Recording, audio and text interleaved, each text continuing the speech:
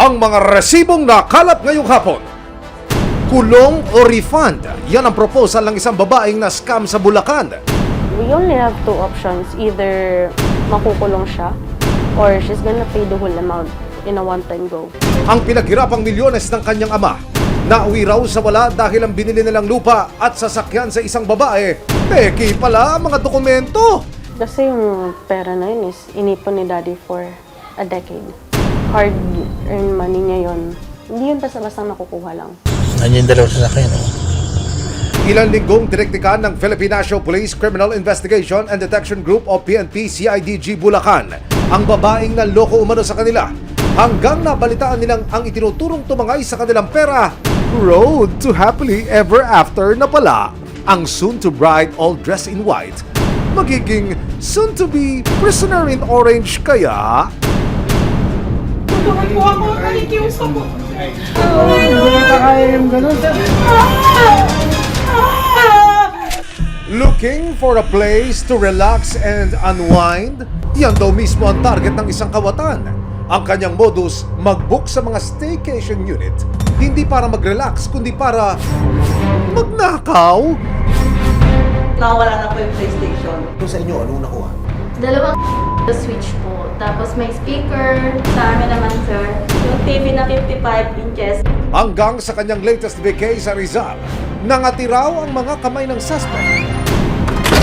Sa selda na kaya susunod na mag-check-in ang itinuturong salarin.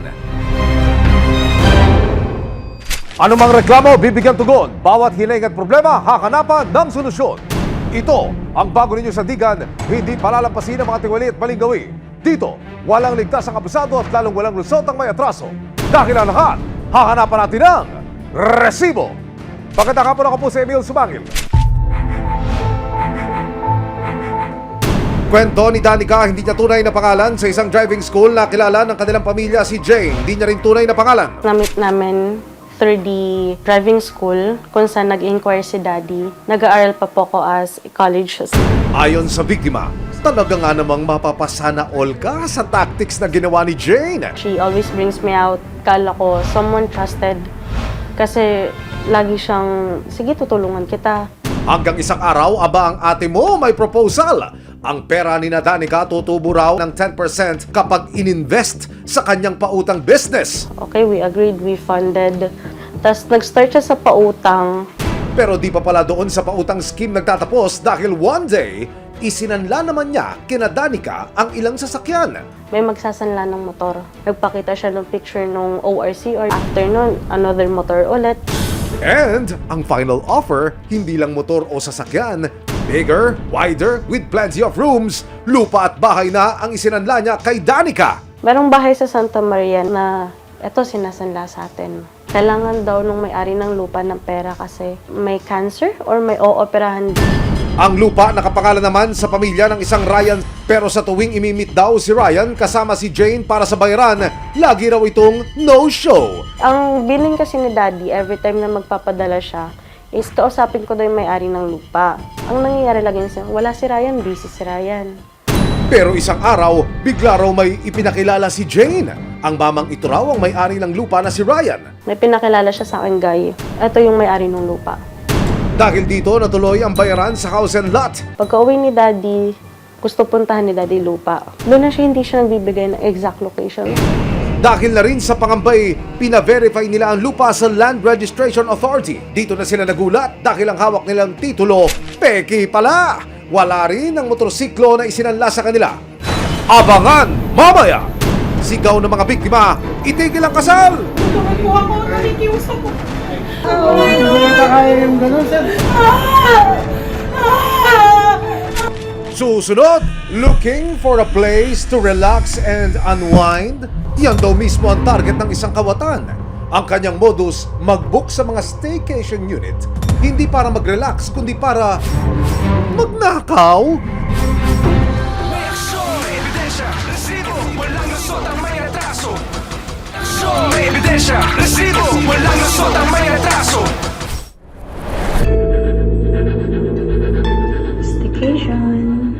Sa cellphone video na ito, makikita ang maayos at comfy na unit ni Dolores. Hindi niya tunay na pangalan. For rent daw ito sa halagang 2,000 pesos a night. Pero nang mag-book online ng isang tao gamit ang pangalang Chester Benipay, At meron TV, Google TV na siya, 55 inches. aba, ito na ang kinahinatnan ng kanyang unit. Magic! Wala na ang 55-inch na smart TV, pati induction cooker, hindi pinatawad. Magkano din yan? 24,000 mahigit. Tapos lang ginawa niya, ang sakit-sakit. Dumulog si Dolores sa resibo para i-report ang kanyang naranasan sa taong nag-book. Pero bukod sa kanya, lumalabas na 2 condo unit owners din pala ang nabiktima ng suspect. Nung una, sir, bali, nag-book din siya.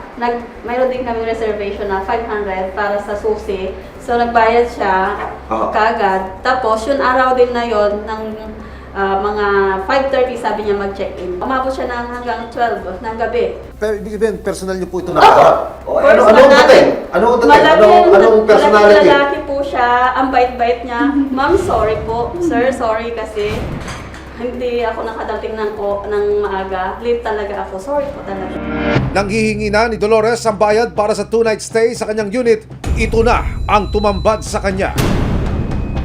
Nowhere to be found na ang suspect at maging ang ilan niyang mga gamit.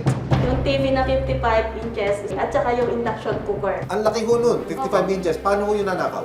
Mayroon lang ipipihitin po sa baba na ibababa po yun. Marunong po siya. Alam na niya lahat. Anong papakiramdam niya? Mahal nun na, 55 inches. Nanginginig ako, magagalit, maiyak, hindi ko maintindihan. Isinama kami ni Dolores sa unit kung saan nagstay ang suspect. Ma'am, ano yung nakalagay dyan dati? TV po na 55 inches. Galo or worth ko nun? 27,999 na.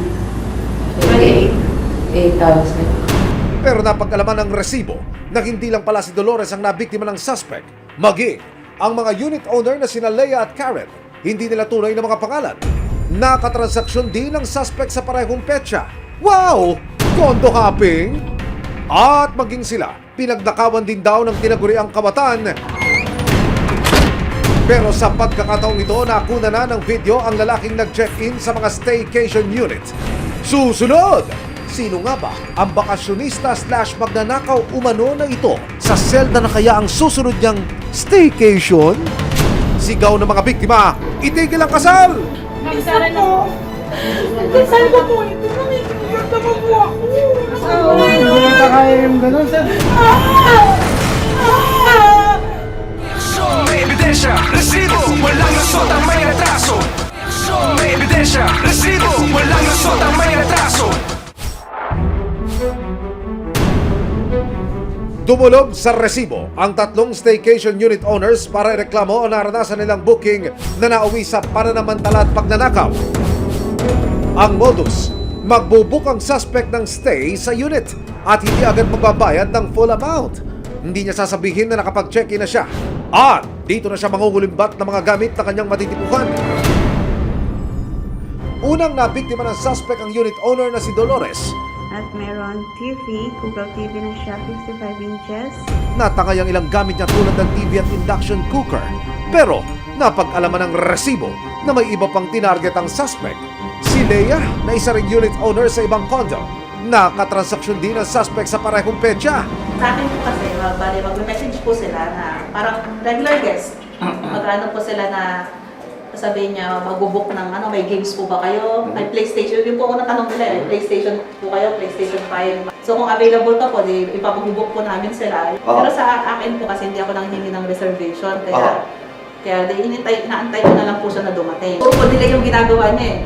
Nasa traffic po ako, kung may po ako makakarating, pwede po ba yung ganito? Para hindi rin po siya mag-send ng payment agad. Pero habang pinatatagal niya ang kanyang pagdating, nasa unit na pala ang suspect at nagnanakaw na. Ang tinarget naman niya ang kanilang gaming console. Gina G, si Kuya. 4 PM pa lang pala, nakapasok na siya sa unit. Nakuha niya na yung PlayStation namin, tapos nakaalis na rin po siya. Ilang minuto lang ho siya nagtagal sa loob ng Sa kwarto gate lang niyo? po kasi 4:06 PM, na nakalog po siya sa lobby namin. Nung madaling araw na, nagdududa na talaga ako dahil hindi siya nag-reply na. Tapos sabi ko, nakapag-check-in po ba kayo? Wala siyang reply, wala kahit ano. Tapos sabi ko rin sa asawa ko, ay punta ka sa unit. Sabi ko, check mo lang sa guard ka kung nakapag-check-in siya. Pagpunta po niya, doon sa unit, nawawala na po yung PlayStation. Nainis po kami kasi yun lang yun sa mga highlights ng staycation namin yung PlayStation Tapos yun nga po, kinuha lang ng ganun-ganun lang. Na-discover niyo ito nung hindi na nagre-reply? Hindi na po siya nagre-reply. Ang hawak na resibo ni Leia, ang letratong ito na kinuna ng gwardya ng condo unit nang mag-check-in ang suspect hapon noong November 24. Ang ginamit niyang pangalan, pareho sa ginamit niya nang mag-book siya sa unit ni Dolores. Ano ginamit niyang pakilala ko sa inyong tatlo? Isang pangalan lang po. Chester Bitipayo po sa akin. Sa akin, iba po, Sito Cruz ang ginamit ng account. Tulad nila Leia at Dolores, nag-book din ang parehong suspect sa staycation place ni Karen. Hindi niya rin tunay na pangalan, pero this time, nakapagbayad daw ito ng down payment for not just 1, but 2 units. Sosyal!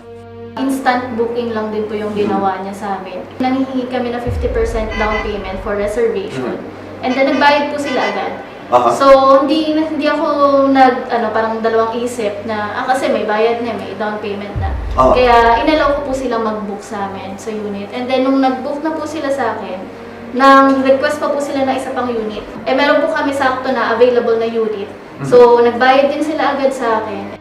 Tulad ni Dolores at Leia, ginos din ng suspect si Karen upon check-in. Sa inyo, anong nakuha? Dalawang switch po. Tapos may speaker, tapos may modem ng TV, may power tools din po silang nakuha sa amin na medyo mahal. Paano niyo ko na-discover na kayo nawawala na? Hindi na rin sila nagre-reply. Nahagip ng CCTV ang pagdating at pag-alis ng suspect mula sa condominium building kung saan may unit si Karen. Dumating ito sakay ng isang motorsiklo at ilang minuto lang ang lumipas, lumabas na ang suspect ng may bitbit na paper bag. Uy! Anong sinaron mo dyan?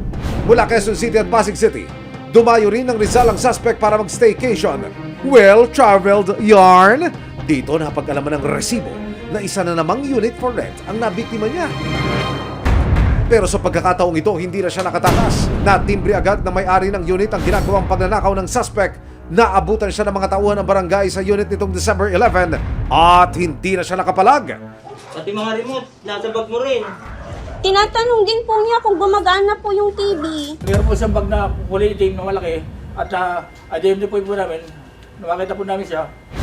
Nandun na po yung mga gamit na yung money collection na $4. Nung hinalukot po namin, marami siyang identification ID na hindi tugma sa pangalan. Sa investigasyon ng mga otoridad, napag-alaman na hindi Chester o Sito ang pangalan niya, kung hindi Jules Daniel Da Silva. Gumagamit siya ng iba't ibang pangalan at ID para makapanloko ng mga unit owner. Ito ba yung lalaking nag-check-in dito sa inyo? Opo, siya po.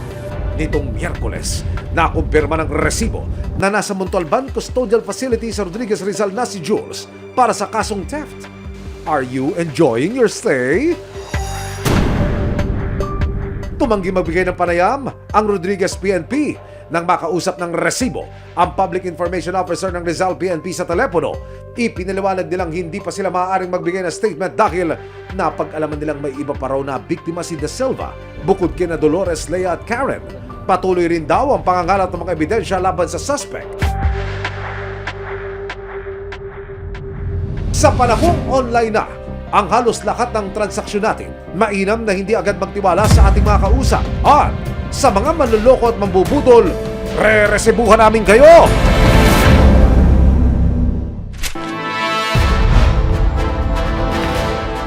Isang bride-to-be sangkot sa milyong-milyong estafa case? Sa isang victims niya, more or less mga 5 million.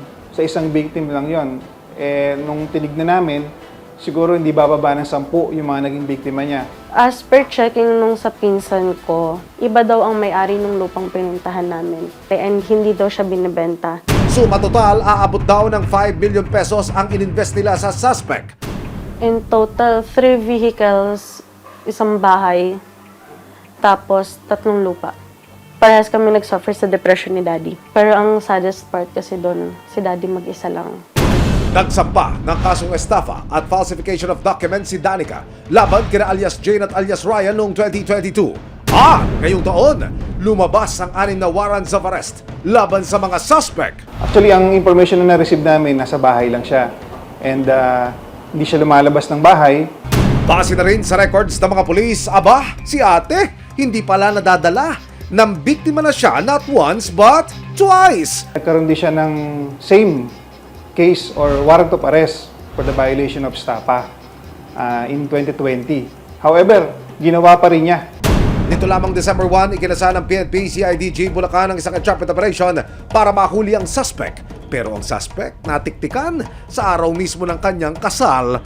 At ang isa pang suspect na si Ryan, abay naman daw. Yung lalaki is accordingly, siya yung accomplice nung principal suspect. Ang CIDG Bulacan huhulihin na ang suspect na madulas at mahusay daw sa hide and seek. Pero ang catch sa kanyang mismong wedding day. Kasal niya, no? Kasal niya this day. Accordingly, ay isa sa mga abay, no? So, secondary target natin siya. Here comes the bride, Este! Here comes the police! Dinokumento ng PNP CIDG ang aktwal na pagdakip sa mga suspect. Narito po makikita ang video. Sinimulang i-record ito habang dahan-dahang naglalakad ng mga pulis papasok dito po sa Events Place. Maya-maya pa, sa loob ng isang multi-purpose function hall na ito, makikita ang isang babaeng nakatrake de boda. Ito na ho pala ang subject ng police operation. Siya mismo ang sisilbihan ng warrant of arrest. May way pa to para pwede ko bang ibayaran agad yung bill na to? Aayusin naman namin. Kasi huwag naman ngayon, please. Sa video mula sa CIDG, makikita ang pagmamakaawa ng pamilya ng suspect na kung pwede sana'y the kasal must go on. Nakikiusap po ako kahit after ng wedding. Yes, ma'am. Hindi po ba pwedeng teka lang. Nakikiusap naman kami, tapusin lang. Pero sana sir, yung okasyon na sir. Okasyon naman tayo. Alam niyo pala, dapat binay-verify niyo lagi sa Hindi namin alam mo meron. Wala sinasabi sa korte. Any time of the day and night. Warrant of arrest yan, ma'am. Bakit po ako nakikiusap po? Nagsara po. Nagsara po ito. Nakikiusap naman po ako. Maya-maya pa sumugod ang isang babae na kanyang nabiktima.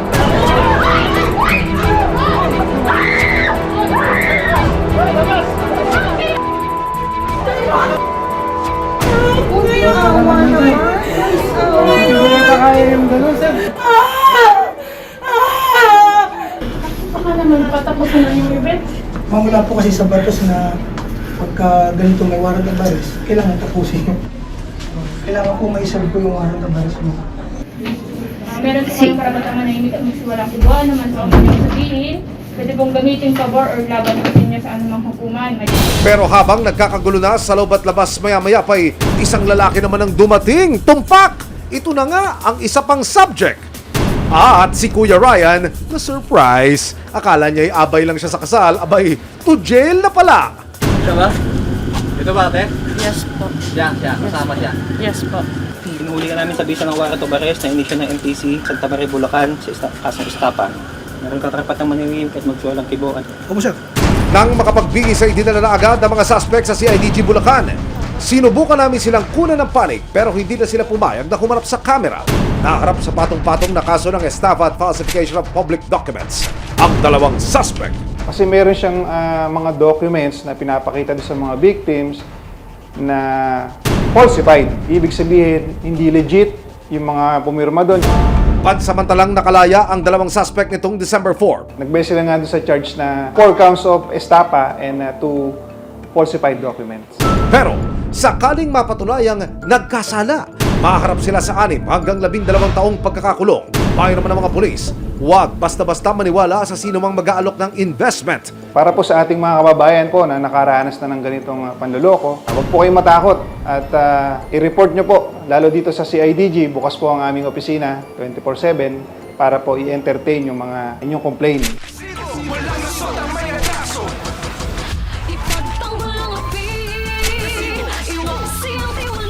Sama-sama nating ituwid ang tiwali at baluktot. Itakwil ang maling gawi at modus na bulok. Walang ligtas ang kabusado at lalong walang lusot ang may atraso. Dahil ang lahat, hahanapan natin ang resibo. Hanggang sa muli, ako po si Emil Sumangil. May aksyon! ebidensya, resibo, walang lusot ang may atraso.